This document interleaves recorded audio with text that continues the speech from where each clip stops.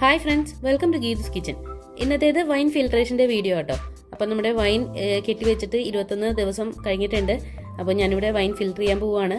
അപ്പോൾ മുകളിൽ അടിഞ്ഞു കൂടിയിട്ടുള്ള കീടനൊക്കെ ആദ്യം ഒന്ന് ഇതേപോലെ കോരി മാറ്റുന്നുണ്ട്. അപ്പോൾ കുറച്ച് കീടൻ ഇങ്ങനെ കട്ടയായിട്ട് ഇരിപ്പുണ്ടാവും. അപ്പോൾ അത് നമുക്ക് ആദ്യം തന്നെ അധികം ഇളക്കാതെ ഒന്ന് കോരി മാറ്റാം. മാക്സിമം കിട്ടണ അത്രയും കോരി മാറ്റാം കേട്ടോ. നമ്മൾ കയ്യിലിടുമ്പോഴേക്കും അതൊന്ന് ജസ്റ്റ് ഒന്ന് മിക്സായിട്ട് വരും. അത് കുഴപ്പമില്ല, നമുക്ക് ഇതേപോലെ ഒന്ന് കോരി മാറ്റാം. അപ്പോൾ ഞാനിവിടെ 3 സ്റ്റെപ്പായിട്ടാണ് ഫിൽട്രേഷൻ ചെയ്യാൻ പോകുന്നത് കേട്ടോ. അപ്പോൾ ഫസ്റ്റ് സ്റ്റെപ്പാണ് ഞാനിവിടെ ചെയ്യുന്നത്. അരിപ്പയിലേക്ക് കീടനൊക്കെ ഒന്ന് അരിച്ച് ആദ്യം മാറ്റും. ആദ്യത്തെ കുറച്ച് ഇതേപോലെ കോരിയെടുത്തത് അരിച്ച് മാറ്റിയതിന് ശേഷം നമുക്ക് ഇതേപോലെ ഒന്ന് ചരിച്ച് ഒഴിച്ചു കൊടുത്തിട്ട് അരിച്ചരിച്ചെടുക്കാം. കുറേശ്ശെ ആയിട്ട് ഇതേപോലെ ഒഴിച്ചൊഴിച്ച് നമുക്ക് ഫുള്ളും ഇതേപോലെ അരിച്ചെടുക്കാം കേട്ടോ. അരിക്കാനെടുക്കുന്ന പാത്രങ്ങളും പ്രത്യേകം ശ്രദ്ധിക്കുക. നല്ലതുപോലെ കഴുകി വൃത്തിയാക്കി വെയിലത്ത് വെച്ചിട്ട് ഉണക്കി ചൂടാറിയതിന് ശേഷം എടുക്കുക. അല്ലാന്നുണ്ടെങ്കിൽ നല്ലതുപോലെ കഴുകി വൃത്തിയാക്കിയതിന് ശേഷം തുടച്ചിട്ട് അടപ്പത്ത് വെച്ചിട്ട് ഒന്ന് ചൂടാക്കുക. എന്നിട്ട് ചൂടാറിയതിന് ശേഷം ഉണ്ടോ നമ്മൾ ഇതിലേക്ക് അരിക്കാനായിട്ടൊക്കെ എടുക്കേണ്ടത്. നമ്മൾ വൈൻ ഫിൽറ്റർ ചെയ്യാനായിട്ട് എടുക്കുന്ന അരിപ്പയിലോ പാത്രത്തിലോ കയ്യിലോ എന്തെങ്കിലും കുറച്ച് വെള്ളത്തിൻ്റെ അംശം ഉണ്ടായി കഴിഞ്ഞാൽ നമ്മുടെ വൈൻ ഇരിക്കത്തില്ല, പെട്ടെന്ന് ചീത്തയായി പോവും.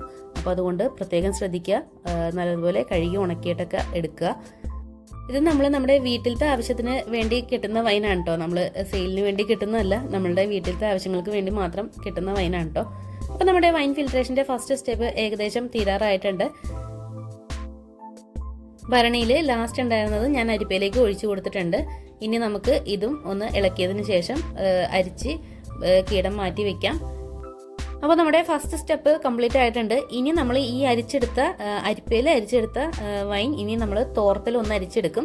അതിനായിട്ട് നമ്മളിവിടെ ഒരു തോർത്ത് മാറ്റി വെച്ചിട്ടുണ്ട്. നമ്മൾ എല്ലാ കൊല്ലവും വൈൻ കെട്ടാൻ വേണ്ടിയിട്ട് മാറ്റി വെക്കുന്ന തോർത്താണ്. പഴകുമ്പോൾ നമ്മൾ അത് മാറ്റി പുതിയ തോരന് എടുക്കും. ഇതിപ്പോൾ ഞാൻ കഴിഞ്ഞ കൊല്ലം കെട്ടിയ തോർത്താണ്, അതാണ് ഒരു ചെറിയ കറയൊക്കെ കാണുന്നത്.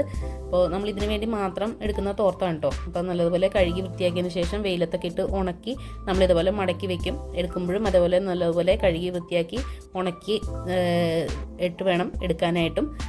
അപ്പോൾ തോർത്തൊക്കെ ഞാൻ ഇതേപോലെ ഒന്ന് കെട്ടിക്കൊടുക്കുന്നുണ്ട്. ഇനി നമുക്ക് ഈ തോർത്തിലേക്ക് ആദ്യം അരിച്ചു വെച്ചിട്ടുള്ള വൈൻ കുറേശ്ശെ ആയിട്ട് ഒഴിച്ച് അരിച്ചെടുക്കാം. അപ്പോൾ ഇത് കുറച്ച് സമയം എടുക്കുന്ന ഒരു പ്രോസസ്സാണ്. നമ്മൾ അരിപ്പയിൽ അരിച്ചത്രയും എളുപ്പമായിരിക്കില്ല ഇതുപോലെ തോർത്തിൽ അരിച്ചെടുക്കാനായിട്ട്. അപ്പോൾ ഊറി വരുന്നതനുസരിച്ചിട്ട് കുറേശ്ശെ ആയിട്ട് ഒഴിച്ചു കൊടുക്കുക. അതേപോലെ ഇളക്കിയൊന്നും ചെയ്യരുത്. പതുക്കെ അത് ഊറി കെട്ടണം. തോർത്തിൻ്റെ വശങ്ങൾ മാറ്റി കെട്ടിക്കൊടുത്ത് നമ്മളിത് മുഴുവനും അരിച്ചെടുക്കും കേട്ടോ. അപ്പോൾ ഇതേപോലെ തീരണ അനുസരിച്ചിട്ട് നമുക്ക് കുറേശ്ശെ ആയിട്ട് ഒഴിച്ചു കൊടുക്കാം. ഈ ഊറി കിട്ടിയ വൈൻ ഞാൻ നമ്മൾ നേരത്തെ എടുത്തു വെച്ചിട്ടുള്ള ഭരണിയിലോട്ട് തന്നെ കുറേശ്ശെ ഒഴിച്ചു കൊടുത്തിട്ടുണ്ട് കേട്ടോ. അപ്പോൾ ലാസ്റ്റത്തെ ഭാഗമാണ് ഞാൻ ഈ ഒഴിച്ചു കൊടുക്കാൻ പോകുന്നത്. അപ്പോൾ ഭരണി നമ്മൾ കഴുകിയൊന്നും ചെയ്യരുത്.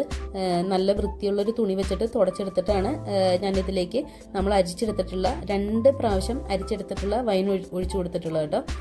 നമ്മൾ അരിച്ചെടുത്തിട്ടുള്ള കീടനൊന്നും നമ്മൾ പിഴിഞ്ഞൊന്നും എടുക്കില്ല. ആ സൈഡിൽ കാണുന്നത് പോലെ ഒരു പാത്രത്തിൽ തോർത്ത് ഇതേപോലെ തന്നെ കെട്ടിയിട്ട് ആ കീടനെല്ലാം അതിലേക്ക് ഇട്ട് വെക്കും. എന്നിട്ട് അതൊന്ന് ഊറി കഴിയുമ്പോൾ നമ്മളത് വേറൊരു കുപ്പിയിൽ പകർത്തി വെക്കും കേട്ടോ. അത് ഇതിൻ്റെ കൂട്ടത്തിൽ കൂടി ചേർക്കില്ല. അത് കുറച്ച് മട്ട് കൂടുതലുള്ള ഭാഗമായിരിക്കും. അതൊന്ന് ഊറി കഴിയുമ്പോൾ വേറൊരു കുപ്പിയിൽ ആദ്യം പകർത്തി വെക്കും. എന്നിട്ട് അത് ആദ്യം യൂസ് ചെയ്ത് തീർക്കും കേട്ടോ. അപ്പോൾ നമ്മൾ 2 പ്രാവശ്യം അരിച്ചിട്ട് ഭരണിയിലേക്ക് ഊറ്റി വെച്ചിട്ടുണ്ടായിരുന്ന വൈൻ ഞാൻ അടി ഇളകാതെ വേറൊരു പാത്രത്തിലേക്ക് പകർത്തിയതിന് ശേഷമാണ് കേട്ടോ ഞാനിവിടെ കുപ്പിയിലേക്ക് ആക്കി കൊടുക്കുന്നത്. അപ്പോൾ അത് നമ്മുടെ ഒരു 3ാമത്തെ സ്റ്റെപ്പായിരുന്നു. അപ്പോൾ ആ വീഡിയോ എൻ്റെ അടുത്തുനിന്ന് മിസ്സായി പോയതാണ്. ജസ്റ്റ് ഒന്ന് നമ്മൾ അടി അനക്കാതെ വേറൊരു പാത്രത്തിലേക്ക് അങ്ങനെ തന്നെ പകർത്തി കൊടുക്കും. എന്നിട്ട് ആ പാത്രത്തിൽ നിന്നാണ് നമ്മൾ ഈ കുപ്പിയിലേക്ക് ആക്കി കൊടുക്കുന്നത് കേട്ടോ. അപ്പോൾ നമ്മൾ പകർത്തി കൊടുക്കുന്ന കുപ്പി ഇതേപോലെ ട്രാൻസ്പെറൻ്റ് അല്ലാത്ത നീല, പച്ച, കാപ്പിപ്പൊടി കളറ് അല്ലെങ്കിൽ ബ്ലാക്ക് കളർ കുപ്പിയൊക്കെ ആണെന്നുണ്ടെങ്കിൽ നല്ലതാണ് കേട്ടോ. വൈന് അധികം വെളിച്ചമൊക്കെ കയറാത്ത ട്രാൻസ്പെറൻ്റ് അല്ലാത്ത കുപ്പിയിലാക്കി വെക്കുന്നതാണ് നല്ലത്. ട്രാൻസ്പെറൻ്റ് ആയിട്ടുള്ള കുപ്പിയിലാക്കി വെക്കണമെന്നും കുഴപ്പമൊന്നുമില്ല. അതൊക്കെ നമുക്ക് ആദ്യം എടുത്ത് തീർക്കാം.